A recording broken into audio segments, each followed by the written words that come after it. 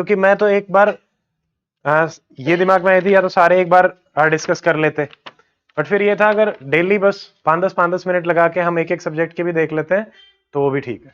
ठीक है, देखो अब जैसे कल हमने हिस्ट्री के देखे थे, अब पॉलिटी और गवर्नेंस में बहुत ही कम है। ठीक है, यहां पे आप डेफिनेट टॉपिक्स आइडेंटिफाई कर पाओगे। सबसे पहला, जैसे लास्ट टाइम जो आया था वैल्यू अंडरपिनिंग द कॉन्स्टिट्यूशन, क्या ये डुएबल है, जो हमने स्टैटिक से पढ़ा। हम सिर्फ करंट वालों को आइडेंटिफाई करने की कोशिश करेंगे जो थोड़े से ज्यादा सोचने वाले होंगे, वो नहीं जो हमें समझ में ही आ जाएगा। फिर देखो federalism coming and holding together, क्या ये हमें समझ में आ रहा है। फिर अब आईआर के जो क्वेश्चन है वो भी बहुत सिंपल है, कोई बहुत ही ऐसा लगे जिसमें सोचना पड़ेगा, सिर्फ उसको डिफरेंशिएट करेंगे। एक्ट ईस्ट पॉलिसी, क्या हम देखते हैं आराम से। क्वाड है, ये पूछा गया। तो ऑर्गेनाइजेशंस आपकी इंपॉर्टेंट रहती है, 4-5 ही पॉलिसी हैं और कुछ ही ऑर्गेनाइजेशंस हैं। ठीक है, इंडियाज न्यूक्लियर पॉलिसी, ये ऑलरेडी 2 बार पूछा जा चुका है, बट हमें पता तो फिर भी होना चाहिए, इसकी रिपीटेशन के चांसेस कम है। यूएनएससी रिफॉर्म, यूएन रिफॉर्म्स, ये भी 2 बार आपका ऑलरेडी पूछा जा चुका है।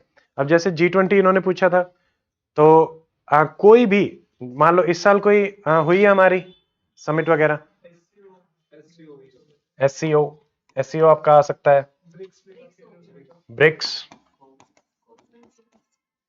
कॉप 28, कॉप 26 आया था, कॉप 28 पिछली बार भी हम एक्सपेक्ट कर रहे थे 27, बट नहीं आया, तो थोड़ा सा देख लेंगे। ठीक है, अब जैसे एससीओ है, अगर इसमें पूछा जाए, इसकी सिर्फ वैसे तो कुछ भी कहीं भी मोटा मोटा लिख ही देते हैं, ये भी करेगा वो भी करेगा, बट अगर 2 यूनिक चीजें आपको बतानी हो तो एससीओ की क्या बताओगे। सर एक तो ये आतंकवाद विरोधी कानून बनाता है, रैट्स वाला भी इसी का ही आ जाएगा। बेसिकली टेररिज्म की हम बात कर रहे हैं। ठीक है, और टेररिज्म सिक्योरिटी, इसको सर पूरा ऊपर नाटक, हाँ इसको कहते हैं क्वाड के कंटेक्स्ट में एशियन नाटो टर्म तो यूज करी जाती है, एससीओ के कंटेक्स्ट में भी। एससीओ नहीं, एससीओ मिलिट्री ऑर्गेनाइजेशन टाइप नहीं है, क्वाड के कंटेक्स्ट में हम यूज करते हैं क्योंकि NATO is a military organisation. ठीक है, चलो अब जैसे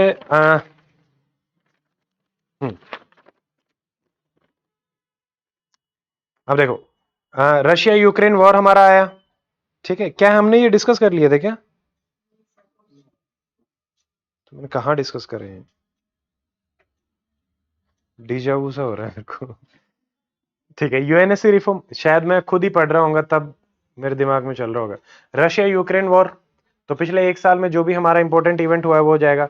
अब देखो ग्रीवेंस रिड्रेसल मैकेनिज्म, जैसे मैंने पहले भी बताया था, पीआईएल एंड राइट्स, तो ये एक सिंपल सा टॉपिक है, पब्लिक इंटरेस्ट लिटिगेशन वाला। फिर इंडियाज न्यूक्लियर डॉक्ट्राइन फिर से पूछा गया, श्रीलंकन क्राइसिस पूछा गया। ठीक है, 73rd 74th, देखो पहला टॉपिक जो आ रहा है ना वो है फेडरलिज्म, जो बार बार आ रहा है आपका। फिर 73rd 74th यानी लोकल गवर्नेंस, हमारी अच्छे से प्रिपेयर हो कि उसमें क्या इश्यूज हैं। ठीक है, कैसे हम थोड़े से यूनिक सॉल्यूशंस प्रपोज करने की कोशिश करना। जैसे एक सवाल ऐसा आ गया था कि फाइनेंसिंग से ही, सिर्फ पीआरआई की फाइनेंसिंग ही आप कैसे इंप्रूव कर सकते हैं, गवर्नेंस तो एक अलग चीज है। ठीक है, तो ये हो जाएगा। फिर parliamentary system and the control, तो ये जो हमारा है separation of power with checks and balances, ये टॉपिक हमारा अच्छे से क्लियर होना चाहिए। तो इसमें आप जैसे लेजिस्लेचर, एग्जीक्यूटिव, जुडिशरी, अब यहां पे कम से कम नहीं तो 8 से 10 एग्जाम्पल आएंगे हमारे, कैसे लेजिस्लेचर एग्जीक्यूटिव में से आ रहा है काउंसिल ऑफ मिनिस्टर्स। ठीक है, मतलब एग्जीक्यूटिव लेजिस्लेचर में से लेजिस्लेचर जो है इस पे भी कंट्रोल कर रहा है। ठीक है, इनमें भी ओवरलैपिंग आपका चल ही रहा है। और एग्जीक्यूटिव जो है, क्या इसका कुछ इस पे कंट्रोल है, मान लो इमरजेंसी, और क्या होता है हमारा, नो कॉन्फिडेंस मोशन है, वो भी इसी का ही है। एग्जीक्यूटिव है, जुडिशियल अपॉइंटमेंट करते हैं, इसका इसके साथ कुछ आएगा क्या, कैसे क्या एग्जाम्पल रहेंगे।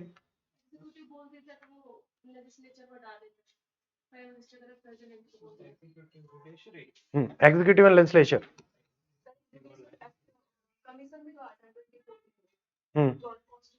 एनजेएसी, वो तो अलग चीज है। इसका सीधा वही हो गया ना, ऑर्डिनेंस। Ordinance, very good. ठीक है, ऑर्डिनेंस 123। ठीक है, इस तरीके से लिंक करना आना चाहिए।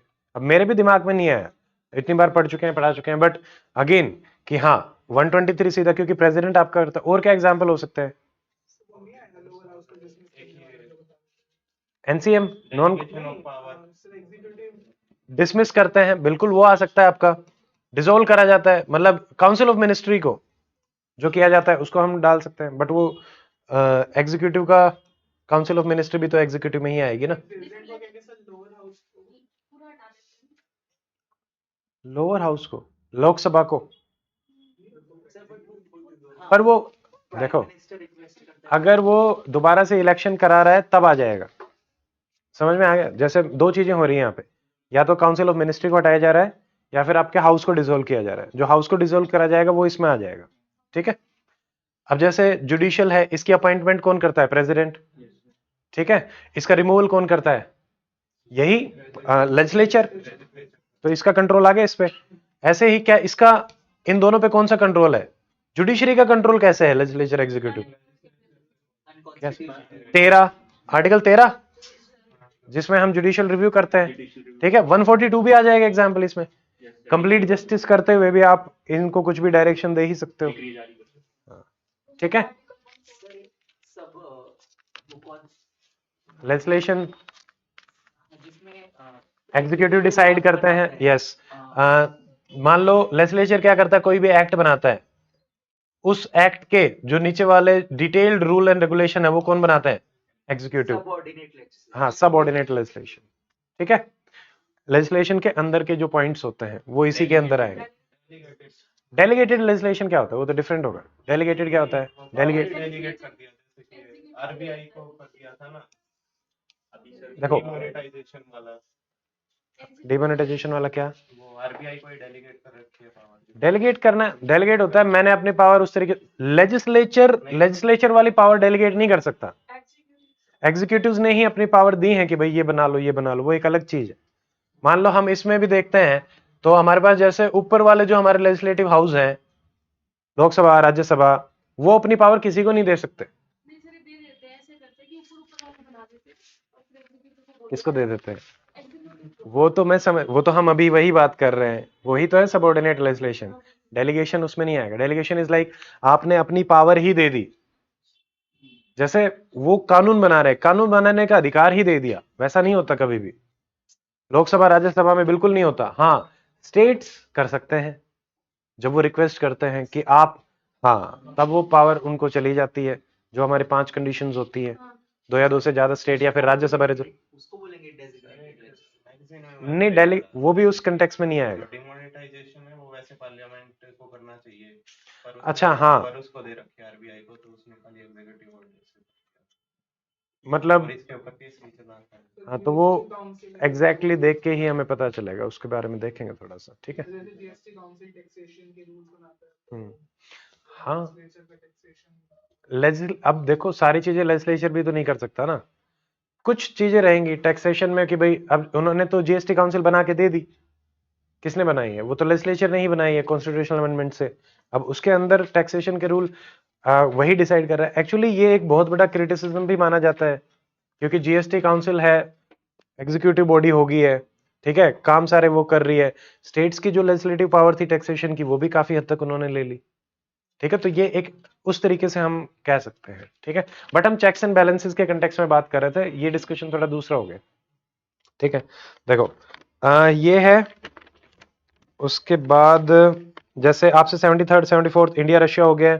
कोऑपरेटिव फेडरलिज्म, उसके drawback, positives and drawbacks of federalism आपके बहुत अच्छे से होना चाहिए। फेडरलिज्म में भी जैसे fiscal federalism, 15th finance commission, 15th comparing to the 14th आपका पता होना चाहिए, एक टेबल तैयार होनी चाहिए। अब जैसे इंडिया चाइना तो हो जाएगा। JNK reorganisation act, Muslim women protection, ये आपसे पूछा गया, ठीक है। अब जैसे IR में आया था Indian diaspora and its role in development, अब ये बहुत पुराना है, 2019। ये क्वेश्चन रिपीट हो सकता है क्योंकि पिछले दोनों बार में इंडियन डायस्पोरा इन जनरल नहीं पूछा, जो मैं पिछली बार भी एक्सपेक्ट कर रहा था कि ये पूछेंगे, बट इन्होंने फिर भी स्पेसिफिक टॉपिक्स पूछे। इंडियन डायस्पोरा इन जनरल या फिर रीजन स्पेसिफिक भी आपसे पूछा जा सकता है कि इंडियन डायस्पोराज रोल इन दिस, ठीक है।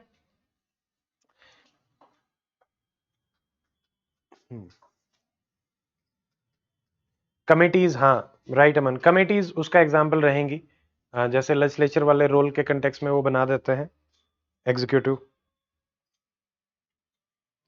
ओके, नीति आयोग हो गया है, नेशनल मेडिकल कमीशन पूछा गया था, यूएस और ईरान कॉन्फ्लिक्ट, ये मैं शायद डिस्कस कर रहे थे या बताया कि यूएस और ईरान कॉन्फ्लिक्ट तक उन्होंने आईआर में पूछा हुआ है। ठीक है, POCSO act, juvenile justice act, mental health act, PWD act, तो पिछले एक साल के एक्ट की लिस्ट मैंने ऑलरेडी दे रखी है, तो एक्ट तो उनमें से तो कोई मिस करना मत। ठीक है, अगला हमारा इसमें देखो, evaluate human rights in India. हमने जैसे आज देखा सीआईसी को देखो, ट्राइब्यूनल्स को देखो, तो एनएचआरसी का इवेल्युएशन या ह्यूमन राइट का इन जनरल इवेल्युएशन एक सवाल आया हुआ है। ठीक है, weaker sections position in India, तो वहां पे आपके एग्जांपल्स डाइवर्स होने चाहिए, women, child, SC, ST, OBCs, religious minority, PWDs, very good, prisoners, PWD act उसको भी एक बार देख लेना, क्योंकि उसमें 3-4 बहुत स्पेसिफिक पॉइंट्स हैं। रिजर्वेशन इन एजुकेशन कितने परसेंट रहेगा, रिजर्वेशन इन एम्प्लॉयमेंट कितने परसेंट रहेगा, कुछ डिसेबिलिटीज ऐड करी गई हैं, कोई बता सकता है पहले कितनी डिसेबिलिटी थे? एसिड अटैक वगैरह भी ऐड करे गए हैं, कितने कर दिए? स्टंटिंग, स्टंटिंग डिसेबिलिटी में नहीं हो सकता, कर दिया? नहीं, वो दूसरे तरीके से देख रहे हो। डिसेबिलिटी मतलब अगर हम स्पेशल कंटेक्स्ट में बात करते हैं, जैसे अभी रिजर्वेशन जो मिलता है उसमें, तो एक में 3% है शायद, एक में 3 या 4% है। उनको स्पेसिफिक देखोगे कि एजुकेशन में कितने परसेंट की बात करी गई है, एम्प्लॉयमेंट में कितने परसेंट की बात करी गई है। पहले 7 होती थी, उनको 21 किया गया है। ठीक है, और उनके हिसाब से आपको पब्लिक ऑफिसेस बनाना, ये सब आपको देखना है। ठीक है, ओल्ड एज आप कर सकते हैं वीकर सेक्शन में, जैसे ओल्ड एज भी आ रहा है, बिल्कुल सही है। 40% नहीं, वो तो 40% वाला अलग क्राइटेरिया है। ओके, अब जैसे एक सवाल स्टैटिक से ही, स्टार्ट ट्रीटी अभी भी न्यूज में थी, इन्होंने 2011 में भी क्वेश्चन पूछा था। ठीक है, उसको देखेंगे जरूर। अब सिंपल स्टैटिक से डीपीएसपी आपसे पूछा है, इमरजेंसी आपसे पूछा है, तो इमरजेंसी को गवर्नर के रोल से लिंक करके भी पूछा जा सकता है, मिसयूज एंड ऑल। 0 और स्टार क्वेश्चंस, अब देखो 0 आर और स्टार क्वेश्चन क्या है? लेजिस्लेचर्स कंट्रोल ओवर एग्जीक्यूटिव, जो अब हम यहां पे डिस्कस करें। ठीक है, क्वेश्चन आर में कौन एमपी खड़े होकर क्वेश्चन पूछ सकता है, तो ये भी एग्जाम्पल रहेगा। और सिंपल एक क्वेश्चन ये हो सकता है, जैसे ये हुआ, इसमें से ब्रेक डाउन करके कि what are the methods of executive control over legislature, बस। ठीक है, PRI in the rural development, तो ये specifically urban governance, rural governance मैंने आपको बता ही दिया है। फिर एक सवाल आया था, supreme court as a guardian of constitution, यहां पे बहुत सारे एग्जाम्पल्स देने पड़ेंगे आप। ठीक है, बेसिक स्ट्रक्चर से लेके अलग अलग जजमेंट्स को बताते हुए आपको समझाना पड़ेगा कि कैसे संविधान को बदलना, और वो क्रोनोलॉजी भी थोड़ी सी समझानी पड़ेगी, कैसे वो इवोल्व हुआ। अब देखिए एक सवाल यही है, role of pressure group in Indian politics, जो हमने कल किया था। रिजिड कॉन्स्टिट्यूशन, तो the nature of constitution, rigid, flexible, constitutional amendment process. ठीक है, constitution as a static document और फ्लेक्सिबल डॉक्यूमेंट, लिविंग डॉक्यूमेंट। एक पूछा गया आर्टिकल 14, 22, अब देखो 20, 21, 22, ये तीनों तो बिल्कुल वो होने चाहिए, एंड 19 क्योंकि freedom of speech and expression और उसके कंटेक्स्ट में भी काफी न्यूज में चल रहा है।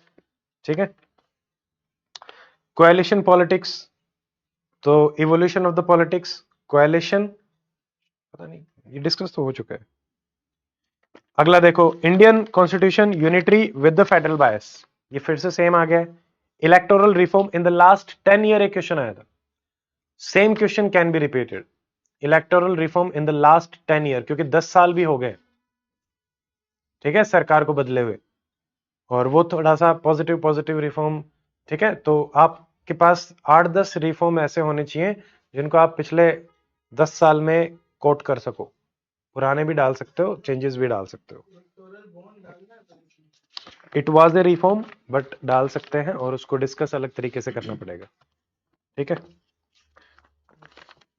उसमें दोनों पॉइंट लिख के दोनों डायमेंशन दिखा देना, ठीक है, what was the intention and क्यों उसको हटा दिया गया।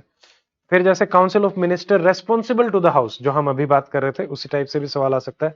आर्टिकल 32, ठीक है, तो ये इंपॉर्टेंट आर्टिकल ऑलरेडी पूछे जा चुके हैं, 14, 15, 16, 19, 20, 21, 22, 32, ठीक है, 142, कंप्लीट जस्टिस, उसके 5 एग्जाम्पल आपके रेडी होने चाहिए कंप्लीट जस्टिस के। Provisions to the citizenship acquiring, तो CAA इवन दो पुराना है, अगेन इंडिया चाइना दोबारा भी आ सकता है, तिबारा भी आ सकता है, ऑलरेडी 4 बार आ चुका है, तो इंडिया चाइना तो हमेशा ही इंपॉर्टेंट रहेगा। अब देखिए sources of income of PRI, okay, ये सवाल एक बार बस हल्का सा डिस्कस कर लेते हैं, क्योंकि ये सवाल यूपीएससी में भी आया था, मुझे ध्यान है, तो वहां पे जब हम भी प्रिपेयर करते थे तो कितना इनोवेटिव हो सकते हो वो मैं देखना चाहता हूं। उससे पहले जैसे ये लास्ट सवाल है ICT फॉर द एम्पावरमेंट और ये सब वो सब, ठीक है, बाकी कल हम इकोनॉमी वाले देख लेंगे, अभी मेरे को इसका बताओ, एक एक बताएंगे, एक एक बोलते जाएंगे। State finance commission as a source of PRI, okay, एक मिनट, क्या स्थानीय जो मेले लगते हैं, मेले बहुत अच्छा एग्जाम्पल है, बताओ ऋषि। ग्रांट इन एड्स कौन देगा? सेंटर भी देता है, डायरेक्ट देता है, 15 फाइनेंस कमीशन में भी काफी दी गई है। SPS, ठीक है, सेंट्रली स्पॉन्सर्ड स्कीम्स वगैरह भी होगी, ठीक है, और चुंगी स्पेसिफिक एंट्री कर वगैरह कुछ पंचायत में देखने को भी मिलते हैं। प्रॉपर्टी टैक्स पंचायत लगा सकती है या स्टेट के पास ही रहता है? हाउस टैक्स एग्रीकल्चर पे लगा सकते हैं, एग्रीकल्चर प्रोड्यूस और उन सब में भी एग्रीकल्चर वाला एरिया इनके अंदर आता है। ट्रांसफर ऑफ लैंड एग्रीकल्चर में जो है वो इनके अंदर आता है, एग्रीकल्चर वैसे स्टेट लिस्ट में से ही इन्होंने जैसे कुछ पॉइंट्स, जैसे कुछ जो सब्जेक्ट है वो इनको दे रखे हैं कि अगर आप उसमें टैक्स लगाना चाहते हो तो लगा सकते हो, ठीक है, अलग अलग तरीके से, बट वहां पे लिमिट है, ट्रांसफर पे लगता है, ठीक है। सांसद आदर्श ग्राम योजना, ठीक है, वहां पे भी हम कह सकते हैं कि भाई हाँ, एक फाइनेंस वहां से भी आ सकता है, और इधर वाले एक मिनट नो, ठीक है, नो, ठीक है, 10 हिमांशु, अगला क्या रहेगा? पतकर, पतकर, ठीक है, पंचायत की जो दुकानें होती है, हाँ, ये भी अच्छा एग्जाम्पल है, शॉप्स, ठीक है, वहां पे भी लगा सकते हैं। कुछ तो यूनिक बताओ। वेरी गुड, जैसे म्युनिसिपल बॉन्ड्स है, मैं भी ये लिख के आया था, म्युनिसिपल बॉन्ड तो हम सब पढ़ते हैं, पंचायत बॉन्ड्स, हम अपनी पंचायत को इतना डेवलप कर लेंगे और एज एन कॉर्पोरेशन टाइप कि अब लेके आओ फंडिंग। सर्विस टैक्स हो सकता है कुछ सर्विसेज पे, बिल्कुल, ये अच्छा एग्जांपल है। सेल्फ हेल्प ग्रुप्स, NGOs वगैरह, और वेरी गुड, हाँ, ये सारे लिख के, ये जितना डाइवर्स सोच सकते हो। चंदा क्या है? मतलब कलेक्टिव फंडिंग, ठीक है। इसमें एग्जाम्पल कहां से आया था? जैसे एक वो है ना पाल्मे आर्मस्ट्रॉन्ग, फेसबुक से उन्होंने सारा का सारा इकट्ठा करके रोड भी बनाया था, तो उस CSR is a good option, बहुत अच्छा ऑप्शन है। सरपंच क्राउड फंडिंग एग्जैक्टली वो वर्ड ढूंढ रहा था मैं, क्राउड फंडिंग, ठीक है, थ्रू फेसबुक। और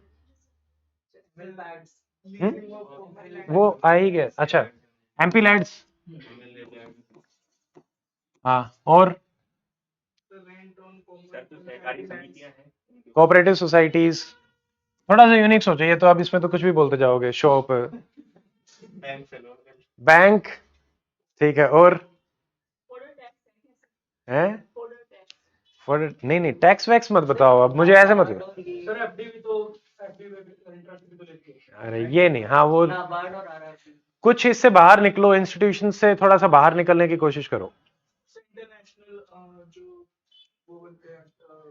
जैसे जर्मनी ने अभी एक ए- यूबीआई के लिए यूनिवर्सल बेसिक इनकम के लिए किया था एक गांव के साथ। Impact assessment bond, empty land, ठीक है, बायोगैस प्रोडक्शन, लोकल, वो तो रहेंगे, हम तो फाइनेंस की बात कर रहे हैं, ये तो पंचायत जो पुरस्कार आते हैं केंद्र से जो मिलते हैं, हाँ वो भी हो सकते हैं, अच्छा एग्जाम्पल है, ठीक है, पंचायत पुरस्कार, पंचायती लैंड फंड, रेंट पे देना, पंचायती लैंड रेंट, रेंट, ठीक है, इंटरनेशनल कोलैबोरेशंस, इंटरनेशनल कोलैबोरेशंस, और क्या हो सकता है?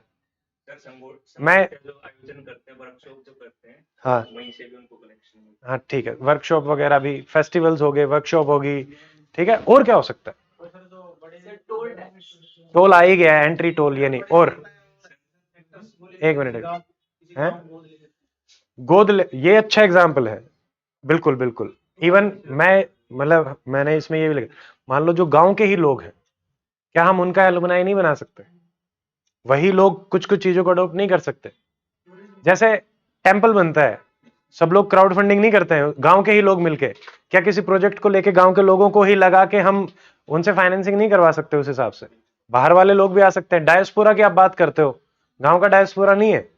गौरवपट से जो नाम आते हैं ना, गौरवपट हम्म। yes, पट्टिका, हाँ, टूरिज्म, ये मिस था, tourism, village tourism, farm tourism, क्या वो एक अच्छा फाइनेंस का सोर्स नहीं हो सकता? माउंटेन टूरिज्म टाइप, माउंटेन, कहीं पे माउंटेन है, अरावली, ओल्डेस्ट फोल्डेस्ट माउंटेन हमारे पास है, जन्म और जो मृत्यु प्रमाण पत्र वो भी आ जाता है। हाँ, रिलीजियस ठीक। टूरिज्म, रिलीजियस टूरिज्म फेस्टिवल्स के कंटेक्स्ट में आ ही जाएगा। टाइप कुछ चीज बना के आप उसको रेंट पे देती है। चलो वो सब उसी में ही हो जाएंगे मोटा मोटा, ठीक है। श्रमदान, ये भी टर्म मैं ढूंढ रहा था, श्रमदान, क्योंकि हम टेम्पल के कंटेक्स्ट में, कोई ईंट लेके आता है, किसी ने एक ट्रेली ईंट घेर दी, किसी ने रेत घेर दिया, तो इस टाइप से भी तो हम डेवलपमेंट करते हैं ना, मतलब not only in the terms of money, आप गुड्स के टर्म्स में भी सप्लाई कर सकते हो। क्लीन डेवलपमेंट मैकेनिज्म, सीडीएम, नहीं उससे दूसरा कौन सा होता है थिएटर के अंदर ही डेवलपिंग ज्वाइंट इम्प्लीमेंटेशन, नहीं सीडीएम में आएगा इसमें, क्योंकि गांव के साथ होकर रहती है। नहीं ठीक है, दूसरे, कोई नहीं, उधर में जाओ। सर पौधारोपण नहीं हो सकता सरकारी जमीन में? बिल्कुल हो सकता है, plantation, it can be a good source, plantation, आप बहुत बड़े बड़े प्लांटेशन कर सकते हो, ठीक है, और वो भी फ्रूट प्लांटेशन भी करके भी आप अच्छा खासा कमा सकते हो, बट अगर करना चाहो, ठीक है। बहुत सारे हो गए, मेरे कहने का मतलब सिर्फ ये था कि यहाँ पे क्वेश्चन, एक छोटा सा क्वेश्चन था, बट अगर आप है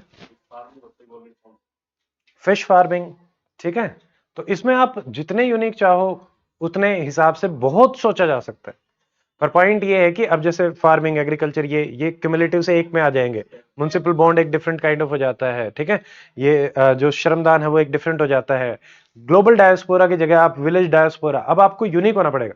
अब अगर मैं सिर्फ यही कह दूं, एक पॉइंट लिख दूं शॉप पे टैक्स, एक पे कह दूं भाई लैंड पे टैक्स, वो यूनिकनेस नहीं है।